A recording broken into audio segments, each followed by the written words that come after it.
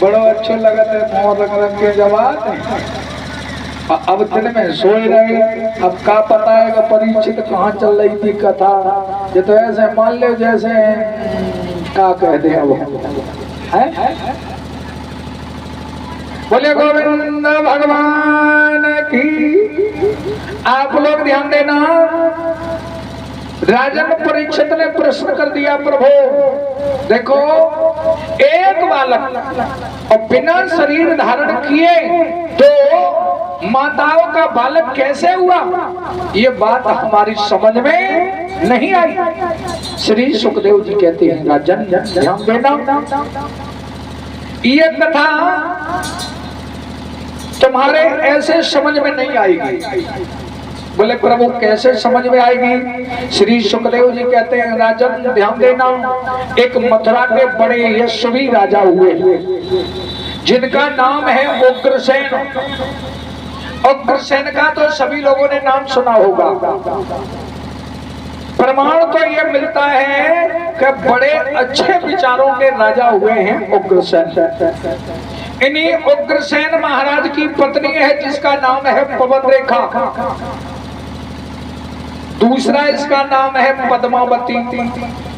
ध्यान देना, एक नाम तो सभी ने बताया होगा पवन रेखा, लेकिन पद्मावती ये सभी लोग नहीं बता सकते। क्यों? क्योंकि ये भागवत में नाम आया है।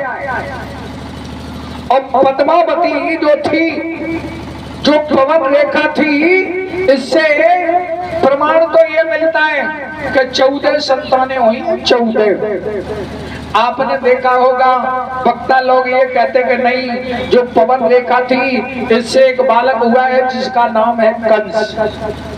कंस और कंस वो ऐसे पैदा नहीं हुआ, बोले दुर्मलिक नामक राक्षस ने संभोग किया और तब ये कंस पैदा हुआ। लेकिन ये बिल्कुल गलत है, ये बात बिल्कुल गलत है। ये बात कहीं भी भागवत में लिखी हुई नहीं है और फिर भी लोग ताल ठोक ठोक करके गद्दी पर कह रहे हैं। विचार करना, ये क्या है? ये जात पर छीटा कसी है, केवल जात पर। और एक पंडित जी हुए हैं विनीत, जो बरेली के हुए, उन्होंने एक पुस्तक में लिख दिया और उन्होंने लिख दिया और लोगों ने उसी को पढ़ पढ़ करके और सारे संसार में ये प्रदूषण फैला दिया। ये भागवत बता रही है 1-2 संतानें नहीं हुई, 14 संतानें हुई हैं। ध्यान देना, कंस बड़ा बालक है, सुनामा, नियोग, कंक, शंकु, सोहु, राष्ट्रपाल, सृष्टि और तुष्टिमान। 9 बालक हुए हैं उग्रसेन महाराज के द्वारा इस पवन रेखा से, और 5 कन्याएं हुई हैं। कन्याएं ध्यान देना, कंसा, कंसवती, कंका, सुरभि और राष्ट्रपालिका, ये 5 कन्याएं हुई। लेकिन जब कंस पैदा हुआ तो ये कंस पैदा होते और जो है ये पृथ्वी भी कांपने लगी। क्यों? क्योंकि जब कोई इस पृथ्वी पर दुष्ट पैदा होता है तो ये धरती भी थर थर करके कांपने लगती है। जब ये पैदा हुआ तो आंधी तूफान चारों तरफ से चलने लगे। ऐसा दृश्य हो गया जैसे मानो कि महाप्रलय होने वाली है। जब ये पैदा हुआ उसके बाद उग्रसेन महाराज ने संतों को बुलाया, ब्राह्मणों को बुलाया, उनसे कहा भैया ऐसा करो, पत्रा खोलो और ये देखो कि हमारे जो बालक हुआ है, ये बालक, इसका नामकरण कर दो। ये बालक कैसा होगा? और जब नामकरण करने के लिए ब्राह्मण आए, पत्रा खोली तो ब्राह्मणों ने, संतों ने कहा देखो ये बालक तुम्हारा बड़ा अत्याचारी होगा, ना तो ये संतों को मानेगा, न ये ब्राह्मणों को मानेगा, न कहीं पर गौशालाओं को रखेगा, उसमें अग्नि लगा देगा। जो इतना कहा उसी समय आ जाओ। और उग्रसेन महाराज ने विचार किया ऐसे बालक की मुझे जरूरत नहीं है, अरे इससे बढ़िया तो ये मर जाना चाहिए। एक मडूसा मंगाया, संदूका मंगाया और उसी पिटारी में इसे रख दिया और रख करके सिपाहियों से कहा जाओ यमुना में जाकर के इसे फेंक दो। ऐसे बालक की हमें कोई जरूरत नहीं है। यमुना में जाकर के वो कंस पिटारी में बंद करके फेंकवा दिया। ध्यान देना, वो बहता हुआ और धीरे धीरे बटेश्वर में आ गया। यहाँ के राजा हुए सूरसेन। सूरसेन यमुना में खड़े होकर के संध्या बंदन कर रहे थे। संध्या बंदन से जब निवृत्त हुए, निगाह पड़ी तो एक बहुत सुंदर पिटारी दिखाई पड़ी। देखा कि इस पिटारी बड़ी सुंदर है। उन्होंने उस पिटारी को खोला तो देखा बड़ा सुंदर बालक है। कांस के पास वो पिटारी उलझी हुई थी तो वहीं पर उस बालक का इन्होंने नाम रख दिया कंस। घर लेकर के आए, विचार किया कि जैसा हमारा बालक वसुदेव और वैसा ही ये बालक, चलो हम इसका पालन पोषण करेंगे। अब धीरे धीरे ये पालन पोषण करने लगे। जब थोड़ा बड़ा हुआ तो वसुदेव को साथ लेकर के गांव में खेलने के लिए चला जाता है। और जब खेलने के लिए जाता है वसुदेव का साथ छोड़ करके दूसरी तरफ निकल जाता है। छोटे छोटे बालकों को अपने पास बुलाता है, इधर आओ। बोले बताओ भैया। बोले आज तूने क्या खाया? बोले आज हमने खीर खाई। बोले झूठ बोल रहा है, जीभ दिखा। अब जीभ दिखाते हैं भोले भोले बालक, और जब जीव निकाल देते बोले अब ऐसे समझ में नहीं आ रहा है। बोले तो कैसे समझ में आएगा? बोले हम तेरी जीव को अपनी जीव से चाटेंगे और अगर मीठी होगी तो हम समझ लेंगे तूने खीर खाई, और अगर मीठी नहीं होगी तो हम समझ लेंगे तूने खीर नहीं खाई। बोले भाले बालक जीव निकाल देते और कंस क्या करता है, दांतों के द्वारा उस जीव को काट लेता है। किसी की भुजाओं काट देता है, किसी को बीच से चीर करके नदी में फेंक देता है। अत्याचार पर अत्याचार ये कंस करने लगा। यहाँ तक अत्याचार किया है, ध्यान देना किसी विद्वान ने बताया भी है क्या,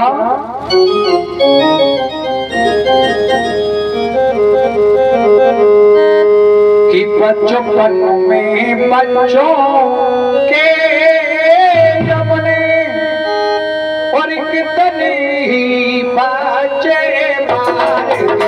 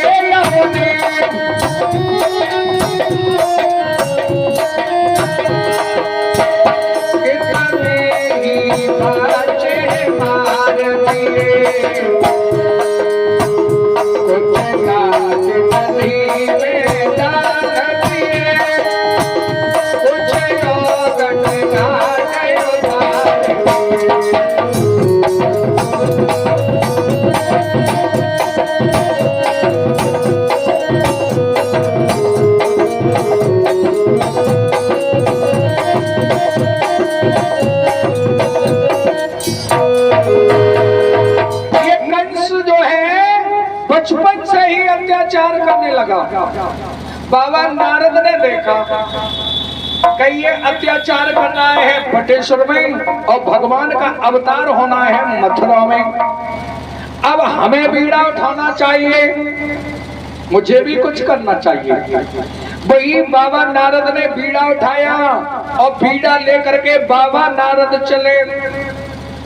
ध्यान देना, कभी कभी लोग बीड़ा उठा लेते हैं लड़ाई का, और नारद ने यहाँ लड़ाई का ही नीला उठाया कि अब चाहे कुछ हो जाए तो मरवा नहीं है, जब तक भगवान नहीं आएंगे तो लो मरेगा कैसे। तो पीड़ा बजाते हुए बाबा नारद बटेश्वर में आए, कंस से आकर के मिले। कंस ने बाबा नारद को प्रणाम किया। बताओ बाबा कैसे आए हो? बाबा नारद कहने लगे, कंसराज तुम्हारी ये दशा देख करके मुझे बड़ी लज्जा आ रही है। बोले क्यों, क्या हुआ? बोले दूसरे के घर पर टुकड़े खा खा करके तुम पल रहे हो, बड़े शर्म की बात है। कंसराज कहने लगे, बाबा क्या कहना चाहते हो? बाबा नारद बोले, कंसराज तुम यहाँ रह रहे हो और ये तुम्हारे पिता नहीं है सूरसेन? बोले तो? बोले तुम्हारे पिता हैं उग्रसेन जो मथुरा के राजा हैं, लेकिन तुम यहाँ तुम्हें इन्होंने पाला है, ये तुम्हारे पिता नहीं है। तुम्हें तुम्हारे पिता ने यमुना में फेंकवा दिया और इन्होंने तुम्हें निकाल लिया, लेकिन ये तुम्हारे पिता नहीं है। कंसराज कहने लगा, बाबा मुझे यमुना में क्यों फेंकवा दिया? बोले संतों ने ब्राह्मणों ने पत्रा देखा तो उन्होंने कहा ये बालक बड़ा दुराचारी होगा, न संतों को मानेगा न ब्राह्मणों को मानेगा, बड़ा अत्याचारी होगा। तो संत और ब्राह्मणों के कहने पर तुम्हारे पिता ने तुम्हें यमुना में फेंकवा दिया। इसने यही प्रतिज्ञा कर ली कि चाहे कुछ भी हो जाए, कोई भी संत ब्राह्मण मिलेगा उसे हम जीता नहीं छोड़ेंगे। आज से हम देखते हैं कोई भी संत ब्राह्मण हमसे बच के नहीं निकल सकता। वैसे तो कोई दुश्मनी थी नहीं, लेकिन यहाँ बाबा नारद ने जब बताया तो इसने प्रतिज्ञा कर ली। इसने कहा मैं अपने पिता को भी नहीं छोड़ सकता हूँ। युद्ध करने के लिए चला।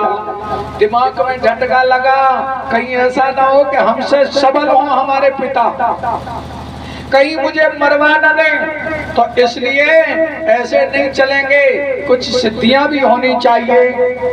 क्या करें?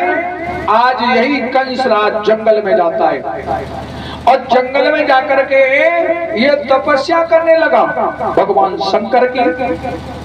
बोले बाबा प्रसन्न होकर के आ गए, कंसराज वरदान मांगो। एक बात बताएं, भोले बाबा बड़े दयालु देवता हैं।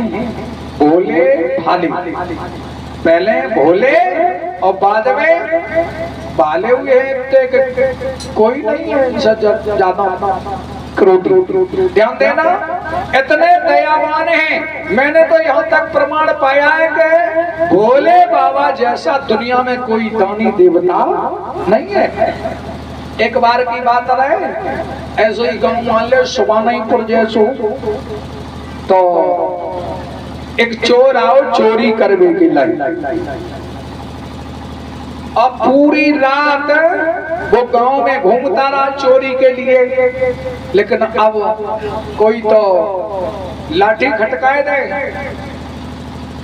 और कोई खांस दे, तो चोर पूरी रात घूमता रहा लेकिन कहीं दाव नहीं लगू। अब चोर ने देखा कि है पता नहीं किसका हमने मुख देखा, आज तो पूरी रात चोरी जा रही है और गांव से निकल के चलो सुबह एक मंदिर दिखाई दो। उसने देखा कि राम जी को मंदिर है, सोने को मुकुट मिलेगा। दुर्गे मैया का मंदिर होगा, वहां भी एक सुंदर सा मुकुट मिलेगा।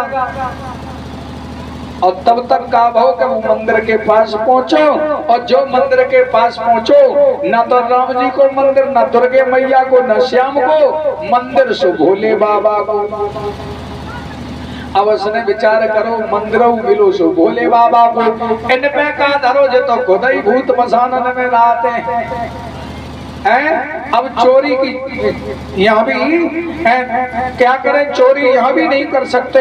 चारों तरफ देखो सुबह कछु नजर ना आओ। पीतर को एक घंटा टगोरा है 5-6 किलो को। बोले चलो जी पीतर को घंटा ही ले लो, भजे भूत को लगोटा ही बहुत। नहीं कहावत चलती है। अब उसने देखा कि कछु नहीं मिलो तो चलो जुपिटर को घंटा ही छोड़ ले। अब वो आगे बढ़ा और आगे बढ़ के जहाँ शिवलिंग रहे, शिवलिंग के ठीक ऊपर वो घंटा टंगा रहे। चारों तरफ से वो घंटा छोड़ने लगा, लेकिन घंटा तक पहुंचो ही नहीं। अब उसने देखा कि ये घंटा कैसे छूटे, हम तक पहुंच भी नहीं रहे। अब चारों तरफ उसने देखा तो कोई भाई नजर नहीं आया। विचार करो, भोले बाबा का जन बैठे जय शिवलिंग पे चढ़ जाओ, घंटा छूट जाएगा। सुबह ने एकदम बढ़ाई लात और लात शिवलिंग पे रख के और जो घंटा छोड़ने लगा और दोनों देवयोग से घंटा बज गया। और जो टन दे भाई सोई भोले बाबा प्रकट हो गए। भक्तराज वरदान मांगो, वरदान। एकदम घबरा के उसने कहा हाँ भोले बाबा हम तो चोर है। बोले नहीं तुम भक्त हो, भक्त वरदान मांगो। अब चोर कह रहा कि हम चोर हैं और भोले बाबा कह रहे नहीं तुम भक्त हो। चोर ने कहा भोले बाबा हम कैसे भक्त है, साचो हम तो चोरी करना आए थे, आज के बाद कमाऊ नहीं है। भोले बाबा बोले तेरे जैसा तो दयालु कोई भक्त ही नहीं देखो। बोले कैसे? बोले कोई तो धतूरा चढ़ाता है, कोई भांग चढ़ाता है, कोई जल चढ़ाता है, कोई दूध चढ़ाता है, कोई बेलपत्री चढ़ाता है, और तू कैसो देवता जो खुद ही आए के चढ़ियो तेरे जैसो तो हमने कोई देखो ही नहीं। तो तू बड़ा सुंदर जो है भक्त है, वरदान मांग वरदान। तो विचार करना, भोले बाबा ये बड़े दयालु देवता हैं।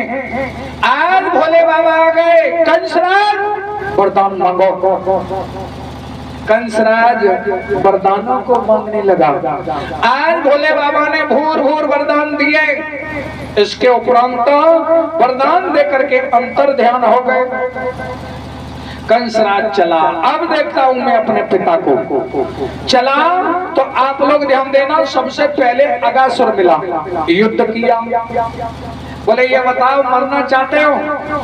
बोले ना।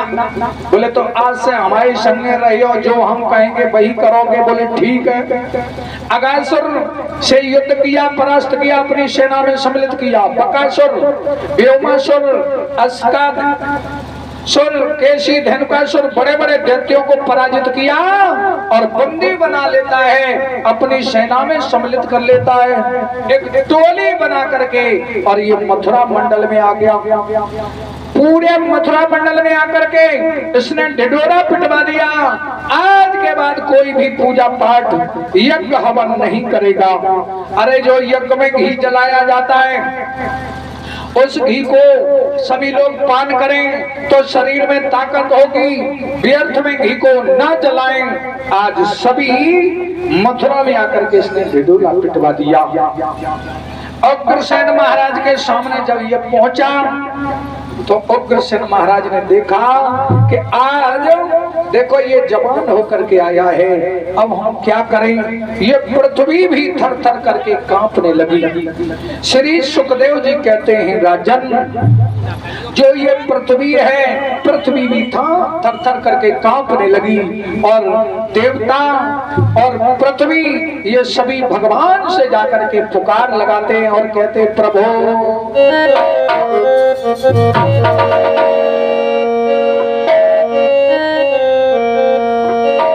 भगवान से कहा प्रभु देखो इस समय अत्याचार पर अत्याचार हो रहा है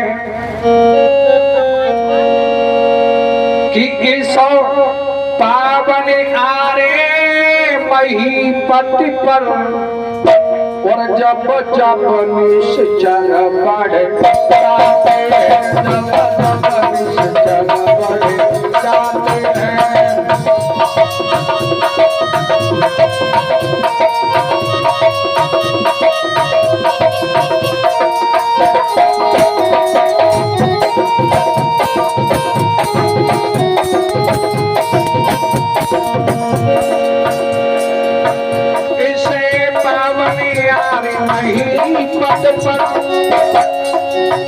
जब जब निश्चर बढ़े जाते हैं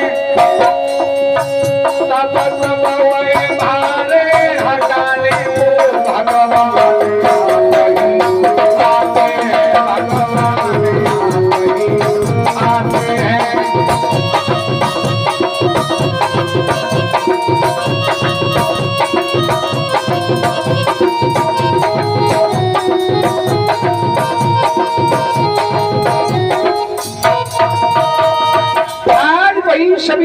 पिता पृथ्वी गाय का रूप बना करके और भगवान के पास विनय करने लगे, हे प्रभु देखो इस समय कंस आदि का अत्याचार बना हुआ है।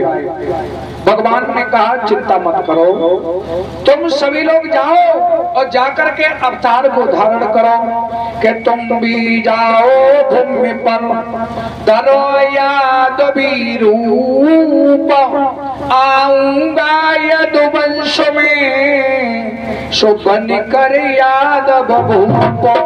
जाओ शीघ्र आकर के हम अवतार को धारण करेंगे, तुम सभी लोग जाकर के अवतारों को धारण करो। सभी देवताओं को आज भेज दिया। यहाँ आप लोग ध्यान देना, कंस जो है आज अपने पिता से राज्य को छीन लेता है, शेर जाकर के सिंहासन पर बैठ जाता है। पिताजी से कहा देखो तुम बूढ़े हो गए हो, तुम्हारी अब बुद्धि काम नहीं करती है, और अब हम जैसे चाहेंगे और वैसे इस राज्य को चलाएंगे। आप लोग ध्यान देना, ये अत्याचार पर अत्याचार करने लगा और कृष्ण ने बहुत समझाया, लेकिन कौन सुनने वाला। इधर इस कंस के मन में एक भाव बहुत सुंदर आया। अच्छा ध्यान देना, कभी कभी कितना भी पापी प्राणी क्यों ना हो, लेकिन उसके मन में भी बढ़िया भाव आ जाता है। कंस के मन में एक भावना हुई कि जो हमारी एक बहन है देवकी, अपनी बहन देवकी का विवाह हम किसी सुंदर प्राणी के साथ करेंगे। दो लोगों को कंस बहुत प्रेम करता था, एक देवकी और बाबा नारद। ये प्रमाण मिलता है कि देवकी और बाबा नारद को ये कंस बहुत प्रेम करता था। विचार किया कि हम अपनी बहन देवकी का विवाह ऐसे प्राणी के साथ करें जो बहुत अच्छा प्राणी हो। विचार किया कि विवाह करें तो करेंगे इसके साथ। फिर विचार किया कि वसुदेव जी महाराज के साथ हम अपनी बहन का विवाह करें। क्यों? क्योंकि वसुदेव और हम बचपन में एक साथ भी रहे और दोनों मित्र भी हैं और बड़े अच्छे उनके विचार हैं, तो चलो हम अपनी बहन का विवाह वसुदेव जी महाराज के साथ करेंगे। विवाह करने के लिए ये तैयार हो जाता है। वसुदेव जी महाराज बारात लेकर के आए और देवकी के साथ बड़े प्रेम से विवाह हुआ। और जब विवाह हुआ तो देवक महाराज ने दान दहेज दिया। 400 हाथी, 15,000 घोड़े, 1800 रथ दिए हैं और 200 दासियां दी हैं सेवा करने के लिए। इतना दान दहेज दिया, लेकिन ध्यान देना, कभी लोग ये कहते हैं कि दान देना पाप है।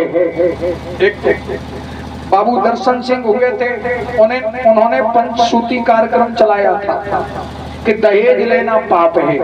लेकिन ध्यान देना, दहेज का अर्थ ये नहीं होता है। दहेज का अर्थ होता है ददाती इति हेजम, जो प्रेम के साथ कन्या वाला दे दे और लड़के वाला ले ले, उसे दहेज कहा जाता है। उसे दहेज नहीं कहा जाता। किसे? ध्यान देना कि कोई कन्या वाला गया और उसने कहा भैया अपने बालक का विवाह कर लो। बोले विवाह तो करेंगे लेकिन 10 लाख रुपए लगेंगे। ऐसे मालूम पड़ रहा है जैसे बटेश्वर में घोड़ा बेच रहे हो। अब बाद में कहते क्या करें महाराज, देखो हमें एक ही लड़का है तो, और देखो बहू तो हमें बड़ी कुठार मिली।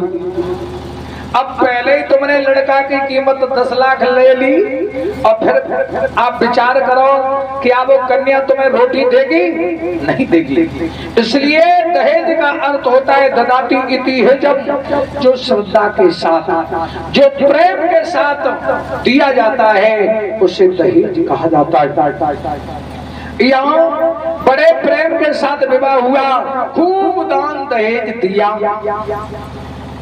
और जब खूब दान दहेज दिया तो यहाँ बड़ी प्रसन्नता है। लेकिन ध्यान देना परीक्षित महाराज, पहले जब विवाह होते थे तो देखा होगा कि बारात एक एक महीना रुकती थी। सिस्टम चेंज हुआ, बारात 15 दिन रुकने लगी, और सिस्टम चेंज हुआ, बारात 3 दिन रुकने लगी, और सिस्टम चेंज हुआ, दिन और रात बारात रुकने लगी। और आज सिस्टम ऐसा हो गया, यहाँ तक आ गया कि संजा के जाओ और धिचक धाएं करो, दुल्हनिया लेके सवेरे घरे। हाँ, रात ही भरे में सवेरे घरे। इतना ही सिस्टम चेंज नहीं हुआ, इतना सिस्टम चेंज हो गया। पहले आपने देखा होगा कि जब लगन चढ़ जाती थी, टीका चढ़ जाता था, लगन चढ़ जाती थी, तो वर और कन्या घर से बाहर नहीं निकलते थे। निकलते थे? नहीं। और आज घर से बारात चली है, सब जाके ठेका पे ठाड़ी कर दई गाड़ी, सबने ले पौआ, और सब पहुंचे बारात में जन्माशय में। बैंड वालों से कहा बैंड चालू करो, अब उन्होंने बैंड चालू कर दिया और सब पी पौआ नाचने लगी। दूल्हा गाड़ी पे बैठ गए और दरवाजे पे पहुंच गया, पटा डाल दिया, पटा पे दूल्हा बैठ गए। लोगों ने कहा ऐसो करो, बिटिया को बुलाओ। कछु लोग बोले बिटिया है कौन? बोले कौन गई? बोले बिटिया ब्यूटी पार्लर पे गई, ब्यूटी पार्लर पे। अब विचार करो, दूल्हा पटा पे और बिटिया ब्यूटी पार्लर पे घूम रही है। बोले चलना ठीक नहीं है, ऐसो करो बर्तनों चलो। अब बर्तनों ठीक नहीं, बोले ऐसो करो इटावा चलो। दूल्हा द्वारे बैठो, बिटिया इटावा ब्यूटी पार्लर पे बैठी है। विचार करिए, दूल्हा पटा पे और बिटिया घूम रही है। यहां तक नहीं सिस्टम बदला, और भी सिस्टम बदला। कितना ध्यान देना, पहले विवाह होता था तो वैदिक विधि से विवाह होता था। वैदिक विधि से घर में मंडप गाड़ा जाता था, वेद मंत्रों का उच्चारण होता था, संत ब्राह्मणों को बुलाया जाता था, बड़े वैदिक विधि से विवाह होता था। और आज बोले विवाह हो रहा है, कौन हो रहा? बोले मैरिज होम में। बोले मंडप, बोले ऐसा करो एक पीपा ले आओ, वहीं खुरस ले आओ। अब उन्हें पीपा लेके और वहीं में मंडप खुरस लाओ। बोले जाइए कैसे? बोले ठेला पे धल ले।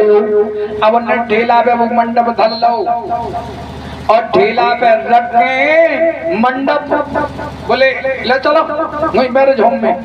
अब ठेला ठेलिया गए, ले जा रहे होटल होताल के। अब वो मंडप कहाँ पहुंचाई दो? मैरिज होम में। 15 दिन नहीं बीते, ब्याह हो गई। अब 15 दिन बाद लड़का लड़की में होतेली होने लगी। बोले ठटरी वादे हमने तो छोड़ो, तेरे जैसे हजारों मिले हमें, बन के तो जाते हुए हमने तलाक दी, तेरे जैसे हनु नहीं मिले। जैसी तुमने मंडप की होतेली करी और तैसी अब लड़के लड़की में होतेली करी। देखो जाए 80% जाई बात के मुकदमा चल रहे हैं। यहाँ प्रसाद ले लो भैया। यहाँ 80% के इसी बात के मुकदमा चल रहे हैं। आप जाएं कचहरी में, देखो नए लड़का लड़की चश्मा लगाए घूम रहे। बोले काहे? बोले जाए तो देखता ही है टटरी बांधे को है, जाने हमें छोड़ दो तो जाओ हम देख। विचार एक बात तुम्हें बहुत बढ़िया बताएं हम, क्या आजकल विवाह कहाँ हो रहे? मैरिज होम में। और अगर देखा जाए तो वर और कन्या जब दूल्हा और दुल्हन बनते तो इनका स्वरूप क्या होता है? दूल्हा का स्वरूप भगवान का हो जाता है। होता है? लोग क्या कहते हैं? बोले आज दूल्हा बन करके जा रहा है, ये भगवान का स्वरूप है। और कन्या लक्ष्मी का स्वरूप माना जाता है। और वर और कन्या दोनों कहां पहुंच गए? मैरिज होम में। विचार करना, दरवाजे पर दूल्हा आना चाहिए जो भगवान का स्वरूप है, तो हमारे घर पर आना चाहिए। अब वो कहां जा रहा है? मैरिज होम में। तो अब ध्यान देना, दूल्हा घर पर भी नहीं आया, वहीं से विदा कर दिया। और जब दूल्हा तुम्हारे घर पर नहीं आएगा तो याद रखना, तुम निकट भविष्य में गरीब हो जाओगे। क्यों? क्योंकि भगवान दूसरे के घर में आया और वहीं से चला गया, तो जिसके घर में आया वही पैसा वाला होगा। तुम्हारी औकात नहीं है जो तुम पैसे वाले हो जाओ। इसलिए याद रखना, कभी भी विवाह मैरिज होम में करो, मैं रोकता नहीं हूँ, लेकिन दूल्हा को अपने घर पर बुलाओ और कन्या की विदा अपने घर से ही करो। क्यों? कि दूल्हा एक बार घर पर जरूर आना चाहिए। लक्ष्मी भी वहीं पहुंचा दी और भगवान भी वहीं पहुंचा दिए। और तुम सोच रहे कि पैसा वाले हम हो जाओ, कैसे हो जाओगे? लक्ष्मी भी भेज दी अपने घर से और भगवान भी भेज दिए। इसलिए याद रखना, वर और कन्या कभी भी विवाह हो तो अपने घर से, जैसे व्यवस्था नहीं है तो मैरिज होम में तुम पार्टी कर दो, बारात को खिला दो, व्यवहारियों को खिला दो, लेकिन जब विदा करो तो फिर वर और कन्या की घर से ही विदा करो। नियम भी बनाए रखो और ज्यादा से ज्यादा वैदिक विधि से विवाह करना चाहिए। और यहाँ विवाह बड़े प्रेम के साथ वसुदेव देवकी का हुआ। अब ध्यान देना, विवाह में देखा होगा कि हाथ में कंगन बांधा जाता है। जो 7-5 वचन होते हैं उन्हें कोई याद नहीं रख सकता और उन्हें तो मान भी नहीं पाते लोग। लेकिन जो हाथ में कंगन बांधा जाता है, वो कंगन में 4 चीजें बनी हुई होती हैं। जिनका विवाह हो गया उन्हें पता होगा कौन कौन सी चीजें बनती। बाबा जी, चावल, केला, हल्दी, धागा। आप लोग ध्यान देना,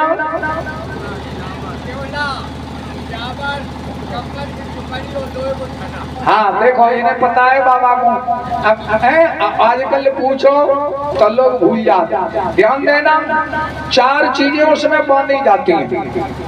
4 चीजें उसमें बांधी जाती हैं और चारों चीजों का उपदेश एक ही है। ध्यान देना, चारों चीजों का उपदेश एक ही है। और वर कन्या अगर उसी कंगन के उपदेश को मान लें तो जीवन में कभी खटपट नहीं होगी। लेकिन बहू के उपदेश को नहीं मान रहे हो।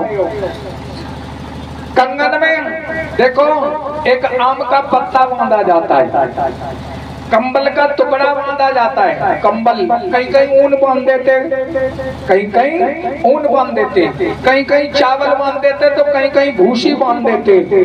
ध्यान देना। और यहाँ लोहे का छल्ला, ये 4 चीजें उसमें अनिवार्य है। और चारों का एक ही उपदेश है, क्या? कि पति पत्नी पर चाहे जितनी गरीबी आ जाए, लेकिन एक दूसरे को धोखा मत देना। लोहे का छल्ला, चाहे 1 रुपया की शादी हो चाहे 1 करोड़ की, बंधेगा लोहे का ही छल्ला। अरे सोने का बांध दो, नहीं। क्यों? इसलिए कि जब पति पत्नी पर गरीबी आ जाए तो सोने चांदी के आभूषण पति अगर न बनवा पाए तो लोहे आदि के आभूषणों को धारण करें, लेकिन एक दूसरे को धोखा न दे। पुराना कंबल इसीलिए माना जाता है भाई, नया कंबल बांध दो पुराना, इसलिए कि जब गरीबी आ जाएगी, सुंदर वस्त्र आभूषण नहीं होंगे, तो अपने पुराने वस्त्रों को सी गांठ करके समय बिताएं, लेकिन एक दूसरे को धोखा न दें। यही पूरा उपदेश होता है। तो कहने का तात्पर्य हमारा ये है कि जब भी वर कन्या का विवाह हो तो अपने जो कंगन हैं और उन्हीं की मर्यादा को अगर कायम रखें तो कभी भी पति पत्नी में खटपट नहीं होगी। और ध्यान देना, देवकी का जब विवाह हुआ तो देवकी को सभी ने शिक्षा दी और समझाया, बेटी याद रखना जो सास ससुर हैं ये सास ससुर की सेवा करना, पति के चरणों में ध्यान रखना। देवकी को सभी ने समझाते हुए और उपदेश करते हुए कहा,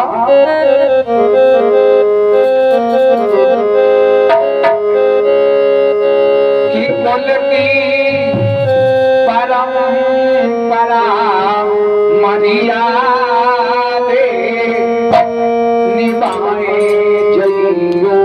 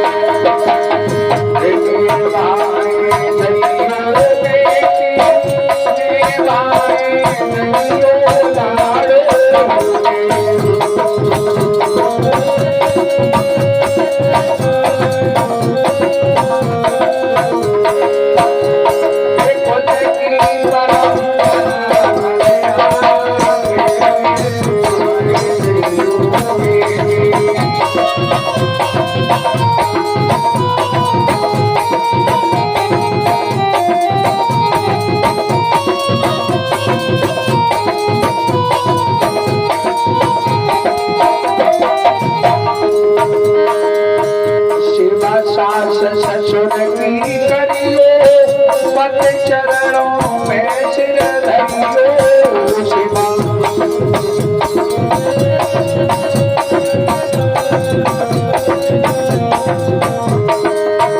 शिवा सास ससुर की करियो, पति चरणों में सिर धरियो शिवा।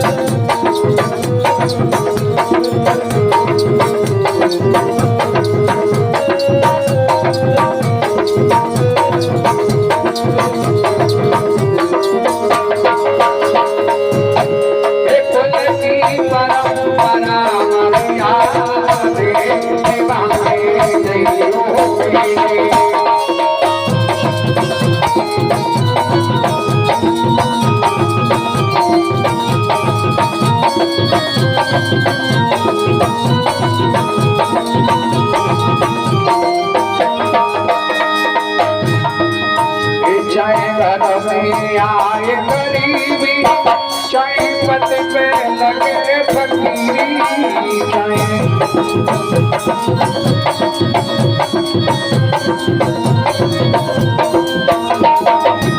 चाहे घर में आए गरीबी चाहे पद पे लगे फकीरी,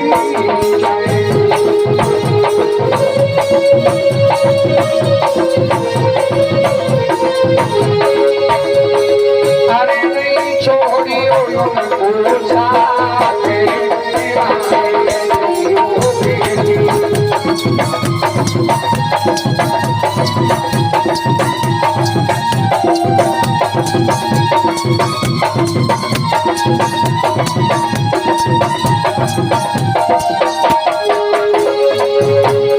कुल की परंपरा मर्यादे निभाए जइयो।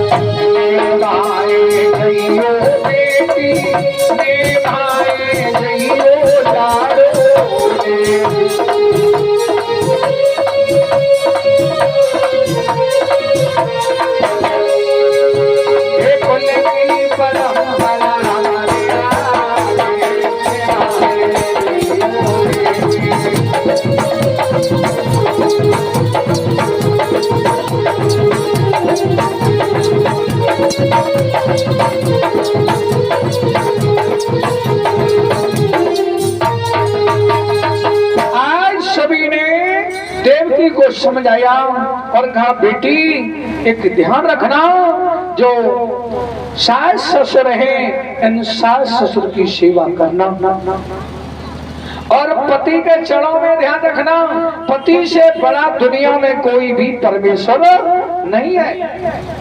सास ससुर से बढ़कर के दुनिया में कोई भगवान नहीं है। आप लोग ध्यान देना, सास ससुर से बढ़कर के दुनिया में वास्तव में कोई भगवान नहीं है। कभी कभी लोग ये कहते हैं कि बात कि महाराज ये बताओ सबसे बड़ा दान क्या होता है? तो कभी कभी लोग कहते हैं भैया कन्यादान सबसे बड़ा होता है, लेकिन हम तुम्हें बता रहे हैं सबसे बड़ा दान कन्यादान नहीं है। क्यों? कन्यादान तो हमारी मजबूरी है। हमारे समाज में एक प्रथा है कि कन्या को हम अपने घर में नहीं रख सकते, दूसरे को देना है। लेकिन सबसे बड़ा अगर दान देखा जाए तो सबसे बड़ा दान करती है माँ। विचार करिए, 20 वर्ष का बालक जवान हो जाए और वही जब माँ अपने बालक का विवाह करके और जब वापस आती है, ध्यान देना, बहू साथ में आ जाती है और फिर बहू ये कहती है कि देखो माँ के साथ नहीं रहोगे, पिता के साथ नहीं रहोगे, अलग चूल्हा रख लो। और तुम देखना कभी माँ से मिलकर के देखना, पूछ लेना, देखा भी होगा वो माँ अपने बालक को अपने पास बुलाती है, बेटा देखो ये तुम्हारी पत्नी है और तुम्हारी पत्नी जैसे चाहे और वैसे तुम अलग रहो। बेटा कोई जरूरत नहीं है तुम मेरे पास आ, तुम अपनी पत्नी के साथ अपने बच्चों के साथ जैसे भी रह सको और वैसे तुम रहो। विचार करिए, जो माँ 20 वर्ष तक अपने बालक को छाती से लगा करके पालती है और एक दिन में ही वो माँ उस बच्चे को त्याग देती है, इससे बड़ा दान होगा? इससे बड़ा दान दुनिया में कोई नहीं हो सकता। इसलिए याद रखना, सबसे बड़ा अगर कोई दान है तो वो माँ करती है अपने बालक का। माँ हमेशा चाहती है कि हमारा बालक अच्छी तरीके से रहे और वो बहू के हवाले कर देती है। विचार करिए, इससे बड़ा कोई दान होगा? लेकिन आजकल जब बहू आ जाती है तो सास ससुर को ठुकरा देती है। याद रखना, सत्य बात तो ये है कि सास ससुर से बढ़कर के दुनिया में कोई भगवान नहीं है। क्यों? जिस परमेश्वर जो तुम्हारा पति है, परमेश्वर, उसे जन्म किसने दिया है? जो स्वाग है उसे जन्म किसने दिया है? उसे जन्म दिया है सास ससुर ने। तो विचार करो, जिस सास ससुर ने परमेश्वर पैदा किया है उससे बड़ा दुनिया में और कोई भगवान होगा?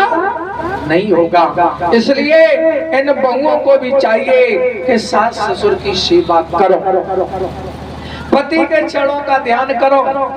यहाँ हमेशा सास ससुर की सेवा करने वाले और पति की सेवा करने वाले को कभी भी दुख नहीं मिलता है, हमेशा फूल जैसी सैया पर शयन मिलती है और पति के साथ वो 7 जन्मों तक सुख भोगती है।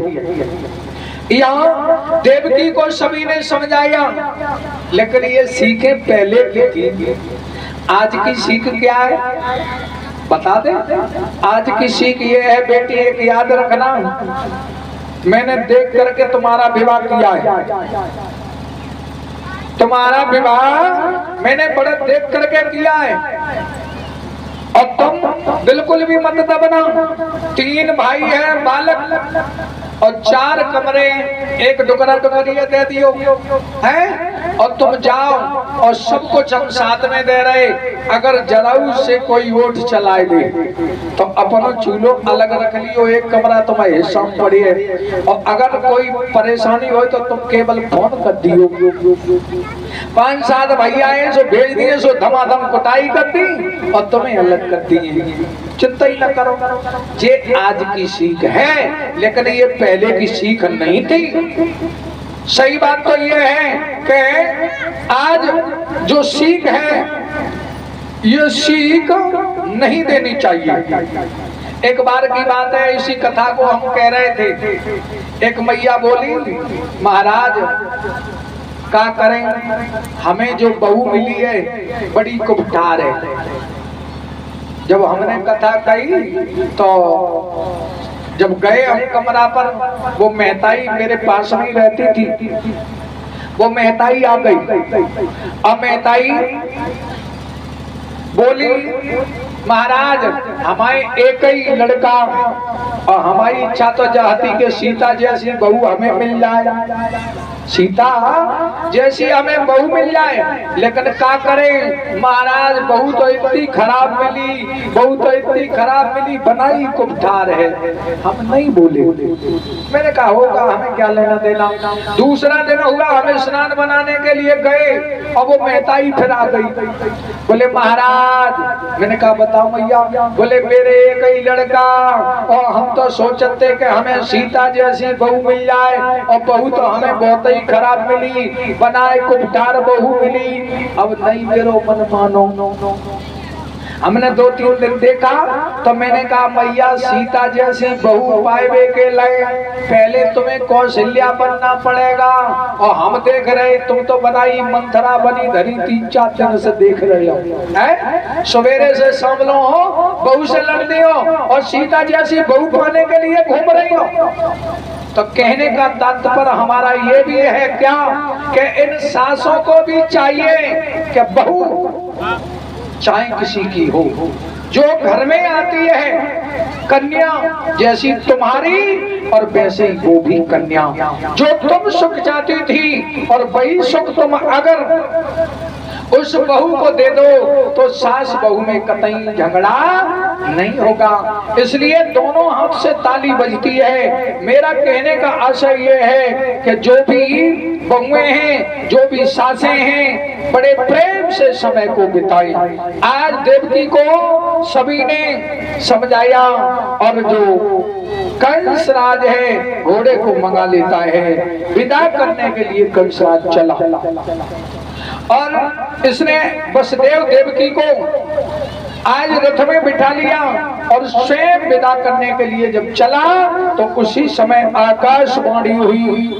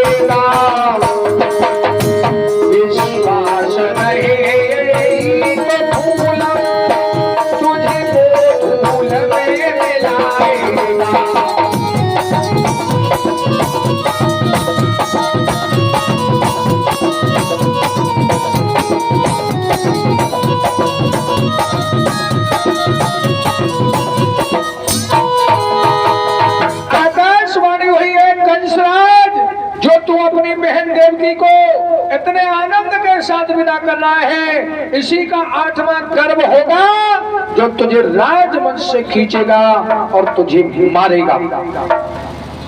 अब ये नहीं कहा कि बालक होगा कि कन्या होगी, ध्यान देना, 8वां गर्भ तेरा काल। और आकाशवाणी भी हुई तो कैसी हुई? न तो वसुदेव देवकी ने जाना कि आकाशवाणी हुई, केवल कंस को यह सुनाई पड़ा, कंस को केवल यह सुनाई पड़ा कि 8वां जो गर्भ होगा वो तेरा काल होगा। उसने रथ खड़ा कर दिया और देवकी के केशों को पकड़ करके रथ से नीचे खींचने लगा। वसुदेव जी आगे बढ़े। वसुदेव जी ने कहा, भैया कंसराज क्या कर रहे हो? बोले तुमने सुना नहीं? बोले क्या? बोले जो 8वां गर्भ होगा देवकी का वो मेरा काल होगा, मेरा काल।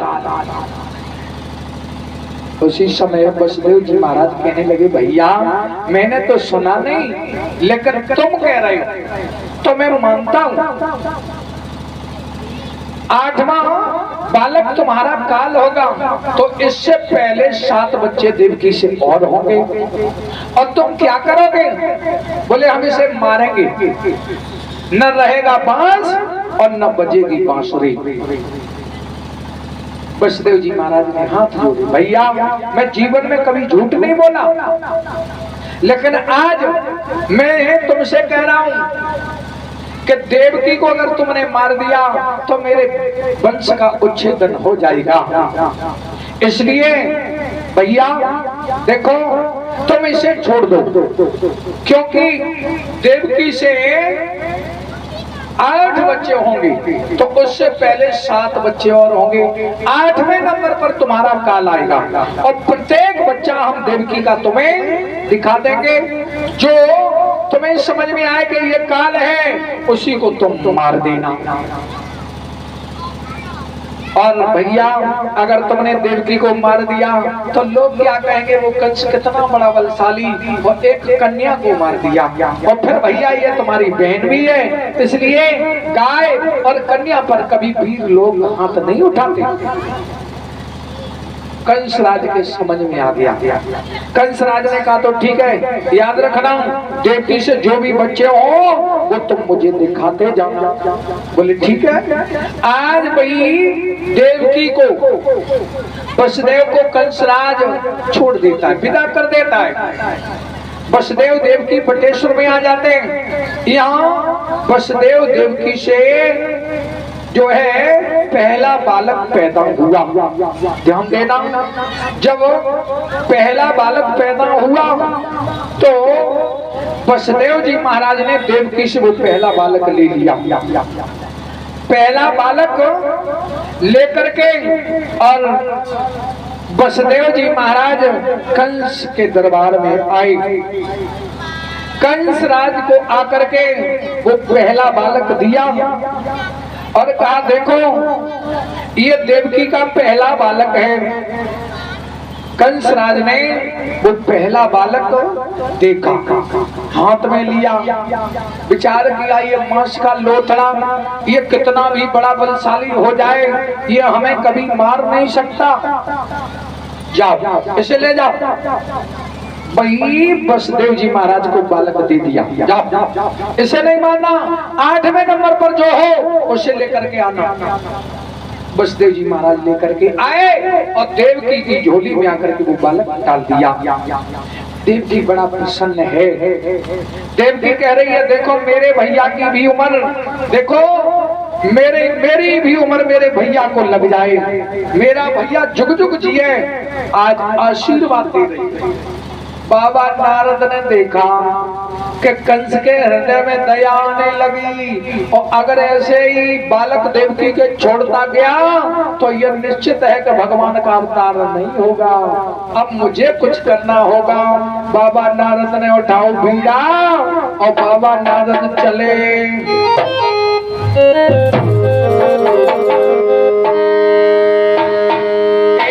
भक्ति भजन में मगन होकर और हरी धुनी लगाएंगे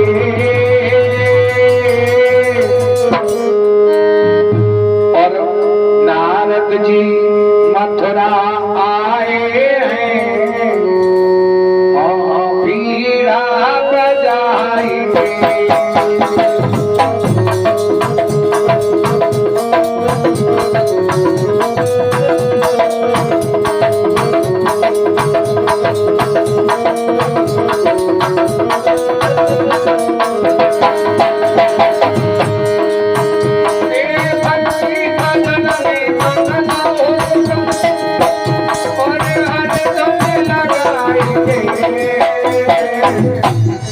नारद जी मथुरा आए,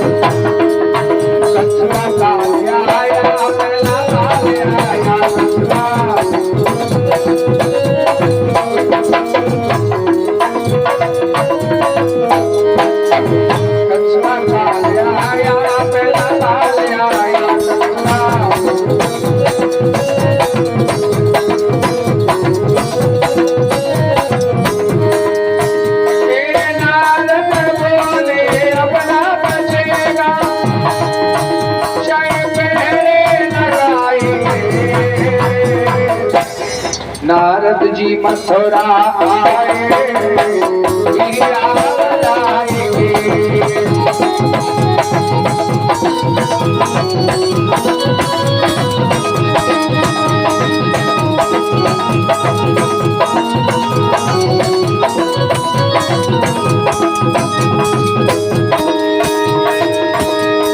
भक्ति भजन में मगन होकर और हरि धुन लगाएंगे। नारद जी मथुरा आए, हीरा बजाएंगे।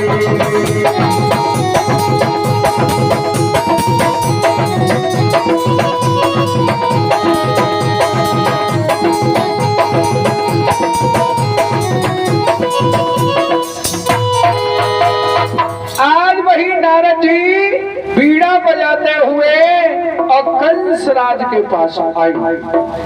कंस राज ने प्रणाम किया, बाबा बताओ क्यों पधारे हुए हो और आप क्यों आए? तुम हमें सूचना कर देते, हम तो चले आते। बाबा नारद ने कहा, कंसराज तुमसे हम एक बात पूछना चाहते हैं। बोले बताओ। बोले ये बताओ कोई आया था? बोले हाँ।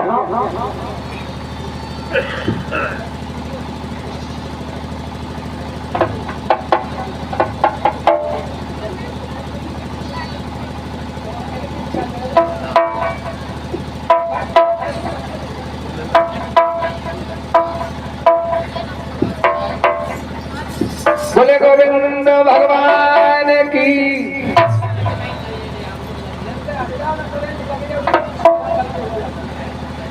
यहाँ आप लोग ध्यान देना। नारद जी बोले ये बताओ कोई आया था? बोले हाँ। बोले कौन? बोले वसुदेव। बोले क्यों? बोले देवकी का पहला बच्चा लेकर के आए थे। बोले तुमने क्या किया? बोले हमने उसे छोड़ दिया। बोले क्यों? बोले छोड़ दिया। बाबा नारद कहने लगे नारायण नारायण नारायण, और जो तीन लाइन कही नारायण नारायण नारायण। कंसराज कहने लगे बाबा कौन सी भूल हो गई? बहुत बड़ी भूल हो गई। बोले बताओ।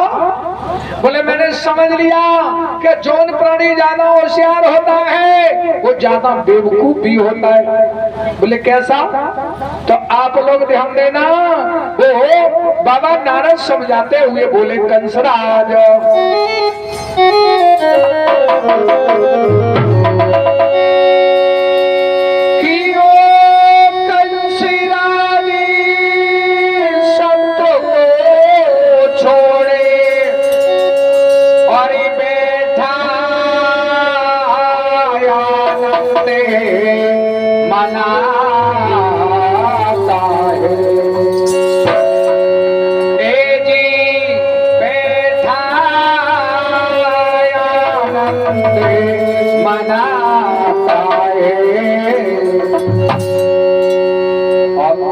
सच्चे जब तक है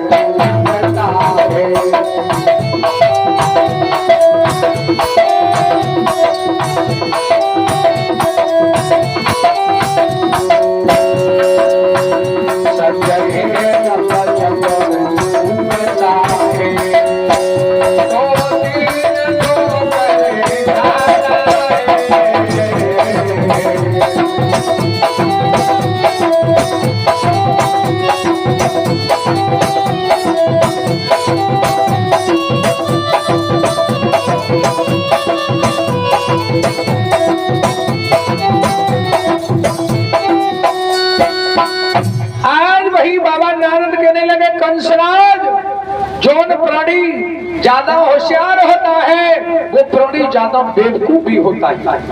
बोले कैसे? बोले मैंने समझ लिया है, तुम बनते तो होशियार हो लेकिन बन गए बेवकूफ। बोले कैसे? उदाहरण दिया और बोले बाबा नारद, कंसराज कोई प्राणी होशियार होता है तो एक नहीं दो नहीं तीन तीन ठोकरें खाता है। और कैसे खाता है आप लोग भी ध्यान देना। जैसे मान लो कोई प्राणी रास्ते से जा रहा है और कहीं गंदगी पड़ी है, कहीं गंदगी पड़ी है, हम उसका नाम नहीं ले सकते, गद्दी से गंदगी पड़ी है और गंदगी में उसका पैर लिस गया, ध्यान देना। अब उसने था अंधेरा, विचार किया पता नहीं पैर में क्या लग गया, गंदगी पैर में लग गई, क्या लग गया। अब उसका मन नहीं माना, था तो होशियार, उसने क्या किया कि वही हाथ उठाया और हाथ उठा करके जहां पैर में गंदगी लगी थी वहां लगा दिया। अब वही गंदगी उसने हाथ में ले ली, फिर भी मन नहीं माना। अब उसने गंदगी ऐसे करी, बोले पता नहीं क्या है, और फिर भी मन नहीं माना। हाँ अब उठा दे रहा और उसने वो गंदगी ले जाकर अगर कहाँ लगा दी, नाक से। तो लिसा तो पहले पैर में था और फिर हाथ में और फिर कहाँ पहुंचा दी गंदगी। तो था तो होशियार लेकिन बन गया बेवकूफ। और यही तेरा हाल हुआ है। बोले कैसे? झोली में डाला हाथ और झोली में से हाथ डाल करके एक कमल पुष्प निकाला, कमल पुष्प निकाल करके और कहा देख कंसराज ये बता दे ये क्या है? बोले कमल पुष्प। बोले कितनी पंखुड़ी है? बोले 8। बोले तो ये बता दे इसमें से कौन सी पहली है? बोले क्या कहना चाहते हो बाबा, मेरी कुछ समझ में नहीं आ रहा है। बाबा नारद ने कहा कंसराज गिन, यहां से गिन, 1 2 3 4 5 6 7 8। कौन सी 8वीं है? बोले ये वाली। बोले अब यहीं से गिन, 1 2 3 4 5 6 7 8। अब बोले अब ये वाली 8वीं हो गई। बोले एक एक छोड़ के गिन। अब एक एक छोड़ के गिनाई तो प्रत्येक पंखुड़ी 8वीं हो जाती है और प्रत्येक पंखुड़ी पहली हो जाती है। ऐसे अगर ना समझ में आया हो तो कंसराज देख 8 रेखाएं दीवार पर खींची और कहा ऊपर से गिन, 1 2 3 4 5 6 7 8। कौन सी 8वीं हो गई? बोले नीचे वाली। बोले अब नीचे से गिन, 1 2 3 4 5 6 7 8। अब बोले ऊपर वाली। बोले एक एक छोड़ के गिन तो प्रत्येक रेखा पहली और प्रत्येक रेखा 8वीं। जो इतना कहा कंसराज बोला बाबा इसका मतलब तो ये है कि देवकी के हमें सभी बच्चे मारने होंगे। नारद जी बोले हमने कब कहा है कि मारो के छोड़ो, के नारद आग लगाई के और गए कंस चिंता भई। बाबा नारद ने आगे लगाई गई और वहां से ले बीड़ा निकल गई। अब कंसराज को चिंता भई कि वास्तव में ठीक कह गए बाबा नारद, अगर हम 8वें के चक्कर में बैठे रहते तो काल तो हमारा निकल जाता। अब मुझे सभी बच्चे मारने होंगे। दौड़ करके वही जाता है। देवकी बालक को खिला रही थी और ये कंसराज पहुंच जाता है। जब ये कंसराज गया तो आप लोग ध्यान देना, जो देवकी यहाँ आज कंसराज को आशीर्वाद दे रही थी और तब तक ये कंस पहुंच गया। कंस ने जाकर के देवकी के हाथ से वो बच्चा छीन लिया। देवकी ने कहा भैया अरे ये तुम्हारा काल नहीं है, काल तो 8वें नंबर पर आएगा, भैया ये मांस का लोथड़ा है, भैया ये बालक मुझे दे दो। लेकिन देवकी जी कौन सुनने वाला, कंसराज ने वो बालक छीन लिया। देवकी हाथ जोड़ करके कहती है, भैया